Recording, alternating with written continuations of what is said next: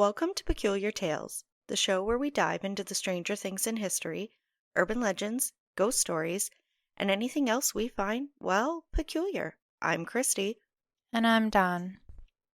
So, Chris, Mm-hmm. do you have any superstitions that you hold like dear to you, like things that you like, no matter what, this superstition, you know? I don't know that I necessarily have any that I strongly believe in, but I have ones that no matter how old I've gotten, I still do. Like if I find a penny, I pick it up, I make a wish, I give it to somebody.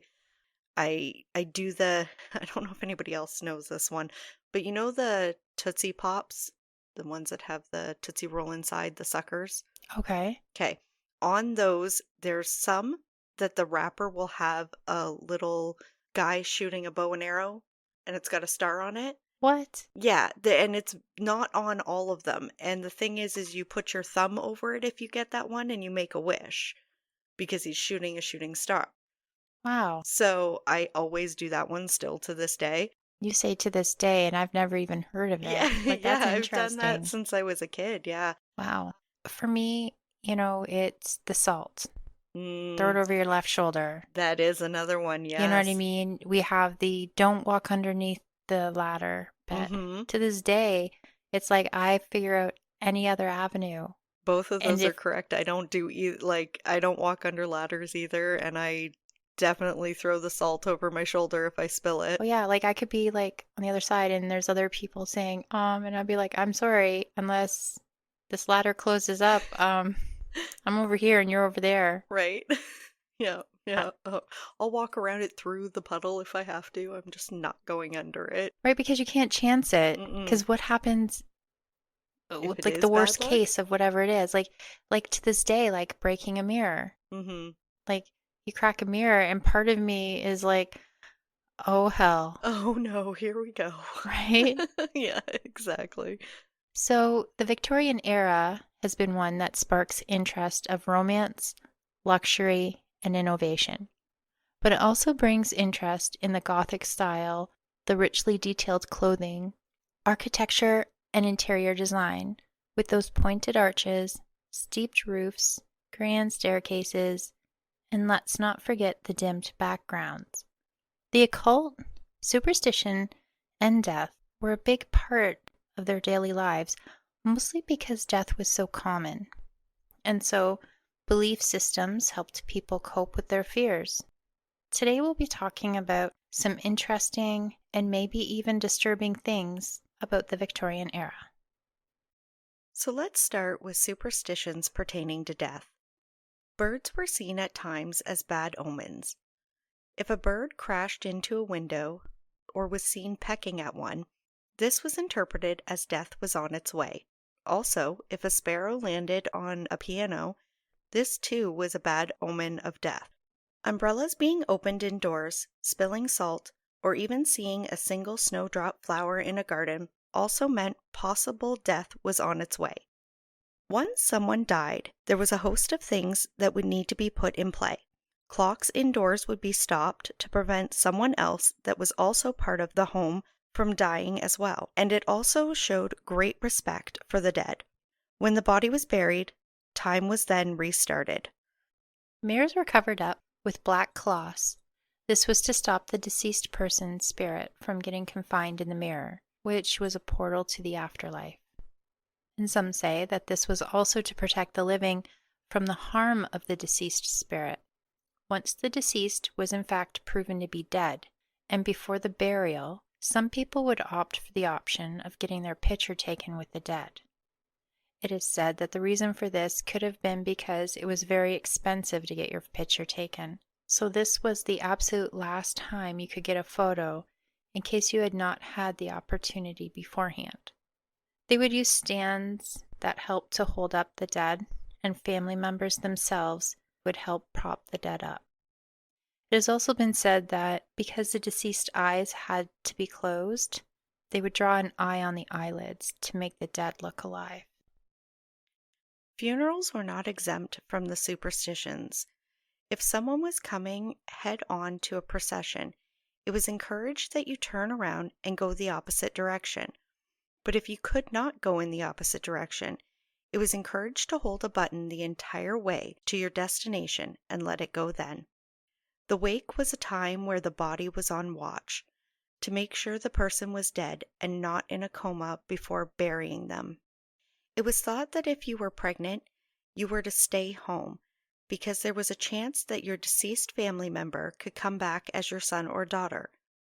If it rained on an open grave, there was belief that someone else in the family would die within that year. However, if there was a clap of thunder, that meant that the deceased soul had made it to the pearly gates. If flowers would bloom on the grave, that meant that the person had a good and prosperous life. Some graves were covered with iron cages to protect their loved ones from possible robbers. You see, body snatching was a thing, and it was a big problem. The medical field needed dead bodies for the schools, so before long, there was an underground market for cadavers.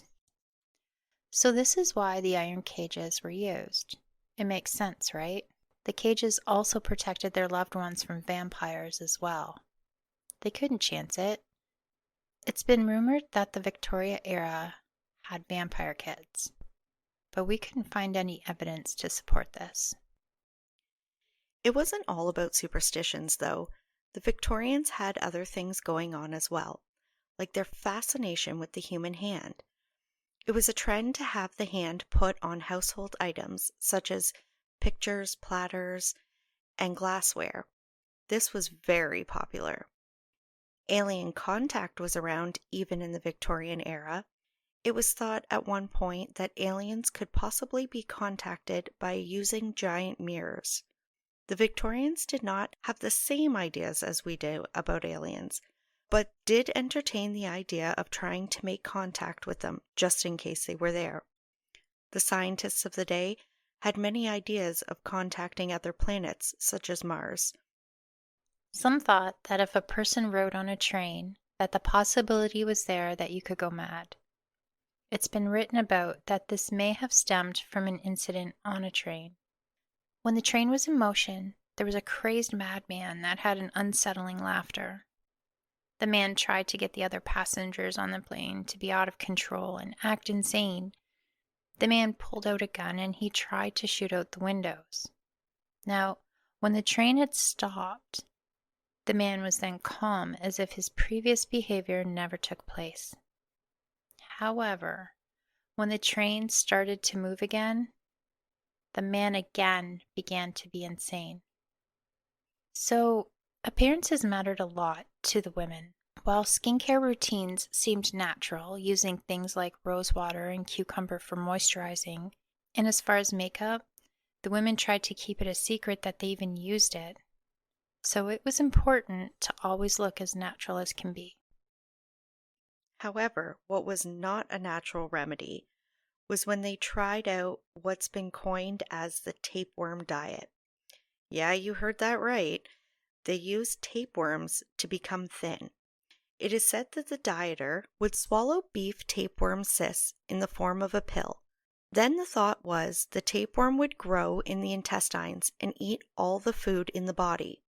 When the person got to the size they liked, they would then take a parasite pill to kill the tapeworm they grew. The problems were huge because first, tapeworms can grow up to 30 feet, and the person would now have to get rid of the tapeworm, which caused stomach and rectal problems. In addition, the dieter would also be risking other health issues, some like eyesight and meningitis. This seems like a bad trade-off.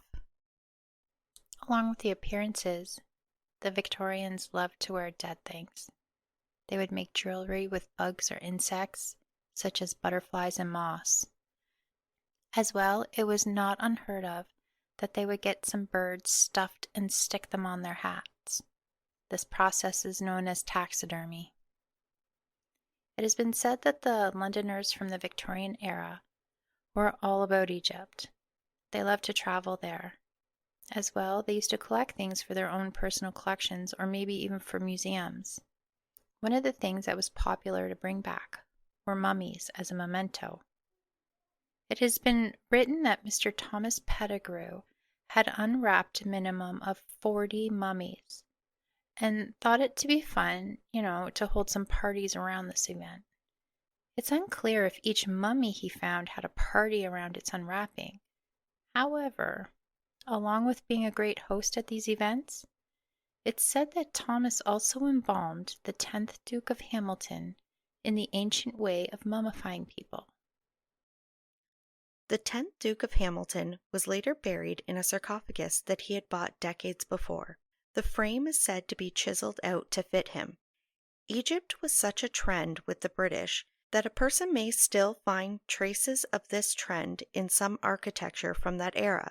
It has been said by some that ground-up mummy may have been used as an ingredient in a color called mummy brown.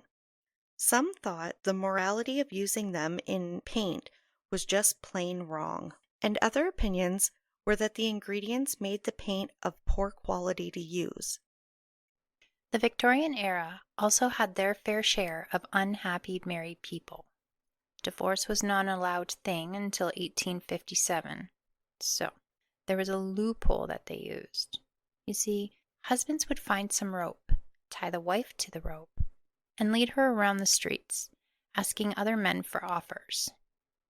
Some got money, others got maybe a drink. Here's where this gets pretty interesting. The wives could reject the offer. Also, there was the chance that this sale could turn out to be an upgrade for her. Interesting, though, how the Victorians shopped was like us, except instead of the internet, they had mail order catalogs that showed a whole new way to shop. Much like Amazon, these items they would choose would be delivered to their doors. The number of items you could choose from was high. A person could choose anything from jewelry, clothing, pianos, farm equipment, and even a kit for a house. Also in the book, they sold nerve and brain pills, which was assumed to cure the low spirit, as they say. And if you were willing, you could even order the arsenic complex wafers that claimed to cure freckles and blackheads. Also, this is where one could find those tapeworm and parasite pills. There's a lot that they believed in. There is a lot that they believed in. Everything killing you was a big one, it seems. I don't mean to laugh, but wow. Literally, the wind blew the wrong direction that day. Guess what? Dust the knocking. You're done. You're done. Like, sorry. Sorry, that's just how it is. Like, everything. Right, literally everything. And then there's like the button for funerals too. What happens if you don't have a button in your pocket? You just rip one off your clothes and hang on to it for dear life till you get there? I don't know, because I never even knew about that, right? No, because I've never heard of that. like I'm always gonna have a button on me now. You're right. Like, just in case. Keep the button. Like that was a lot. Like even the mirrors, right? Mm-hmm. Like I've known about that one. Mm-hmm. If anybody's ever watched any horror movie, you may have seen that. Yeah. Inside the mirrors. movie. Yeah. The cadavers though. Yeah. Those pictures that they would take. And I mean, I guess I get it if it was the only photo you have at all of a loved one. Do you want to say trauma together? Because Right. like some of those pictures that are on the internet of people with their loved ones, there are small children that are clearly alive in that picture. How do you explain that to a family member? Whoever. But the thing is like I said, I do understand that if you don't have any pictures of them, you might want that memento. Yeah, Jeez. the memento. Yeah, let's fucking say words properly. But what happens when you look at that picture? It's not like, oh, it was a happy day at the beach picture. You know that the person's passed away in that picture. Does that picture make you more sad? I don't know. Like, I mean, I feel like there's a lot of trauma around the entire event. Like, of asking your family members to hold up the person. That's traumatizing. I can't get around that enough. No. Okay, so it is very traumatizing. And then So depending on who you are in that picture, like if you're the person that really wanted the picture and it maybe didn't bother you because you loved the person so much, Hmm. and this was it. This was their lifestyle too. This was culture, I guess. Yeah, yeah, that's the other big difference between how we feel about it now compared to. Because I think it's taboo to take pictures of dead people for any reason. Like, I Yeah, mean, you have your your police officers, that's one thing yeah, for these crime scenes, right? yeah, But this is disturbing. yeah. Again, like you said, different time era. Maybe Yeah. we wouldn't feel the same if we were, you know, in that mind frame that would have came with that Yeah. time era.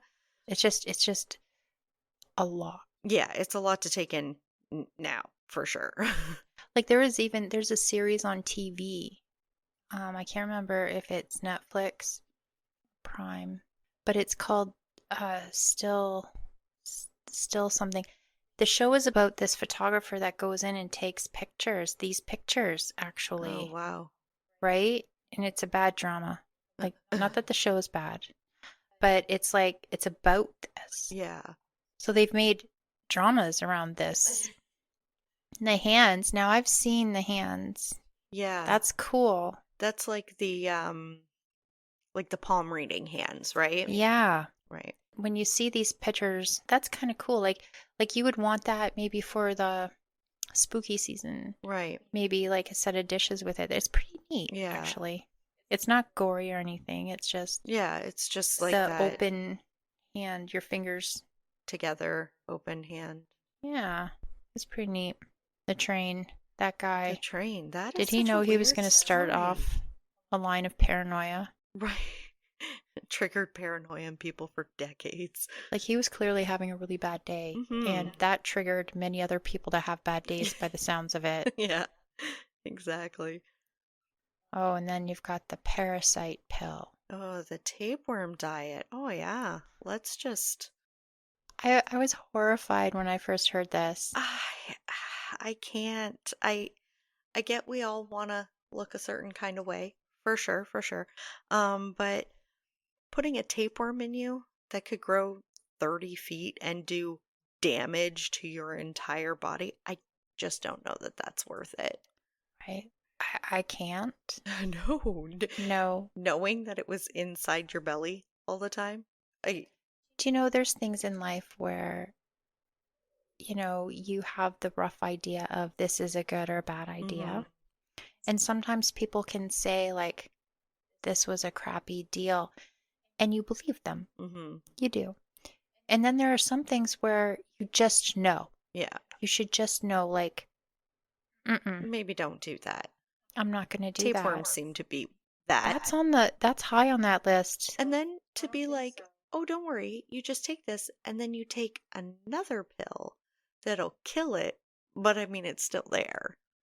Like there are pictures of people in this time period where their waist is like so tiny. It doesn't even look real, but They also did the they corset thing in that time frame, didn't they? Like Victorian era was very it just corseted seems up. so painful. Yeah, Like honestly, some things are just maybe not worth it. maybe don't do it.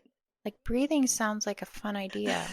I like to breathe. It's Yeah, nice. I mean, I like doing that. Shopping. That was Shopping. interesting. That's pretty cool. Like, Yeah, you can get a combine delivered to your door.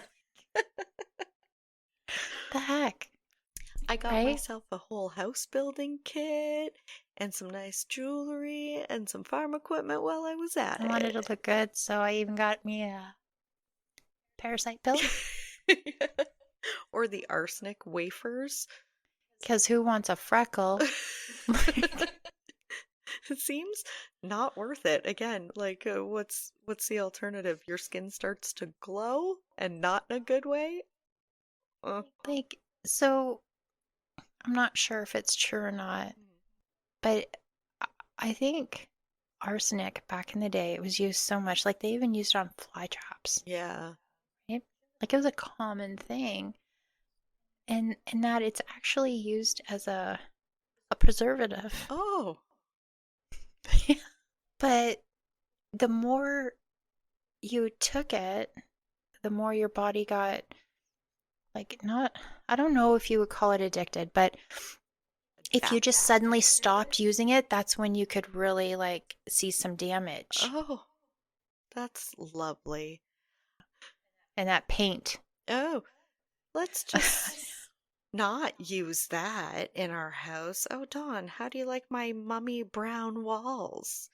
Like, come on.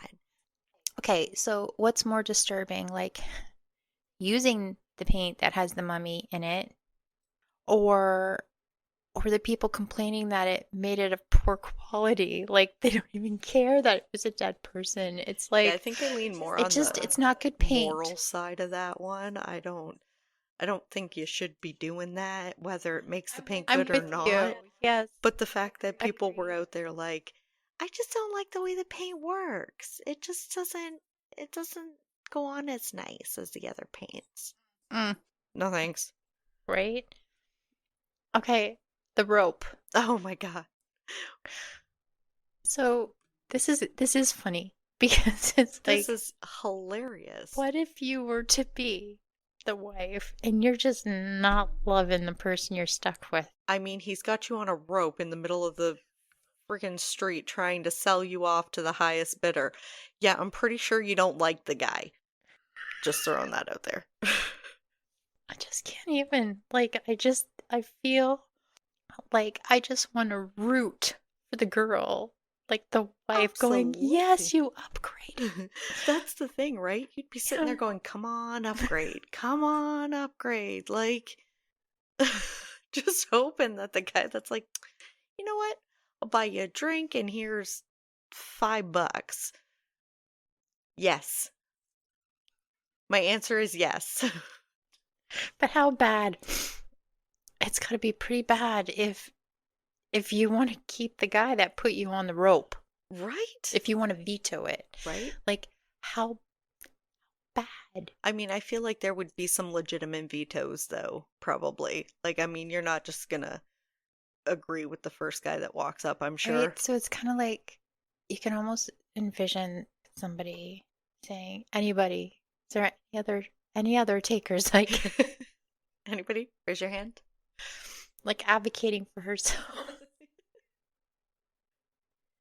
The Victorian era was a time when people cared about what other people thought. They had pride and a very real fear of death. This fear of death, and death itself, dominated much of their lives in many ways. Some of their coping beliefs and superstitions that gave them comfort or pause is what we, from time to time, say and do over 120 years later. Thank you for listening to Peculiar Tales, and be sure to find us on our other social media platforms like Facebook and Instagram. And until the peculiar calls again, bye for now.